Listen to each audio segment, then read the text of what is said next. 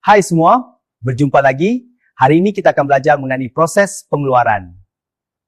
Proses pengeluaran ialah input ditukarkan menjadi output melalui proses transformasi untuk memenuhi keperluan pengguna. Input merujuk pada faktor-faktor pengeluaran yang digunakan iaitu bahan mentah, modal insan, modal, keusahawanan dan teknologi. Jika melihat contoh ini, bahan mentah yang digunakan seperti telur, gula, tepung, manakala modal insan ialah pekerja. Modal pula ialah wang yang dibawa masuk untuk perniagaan.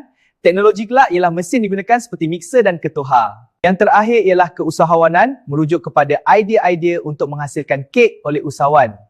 Proses kedua ialah proses transformasi, iaitu input diubah menjadi output melalui beberapa proses seperti adunan kek dibakar menggunakan ketuhar. Proses ketiga ialah output. Output ialah hasil akhir yang telah siap. Sebagai contoh ialah kek. Perniagaan perlu memastikan kek menepati standard yang ditetapkan. Yang terakhir ialah maklum balas yang merujuk kepada reaksi pelanggan terhadap produk yang dihasilkan. Ini penting bagi memastikan perniagaan terus maju. Sekian sahaja video untuk kali ini, sehingga berjumpa lagi di video akan datang. Jangan lupa follow akaun ini dan share kepada rakan-rakan. Bye-bye dan Assalamualaikum.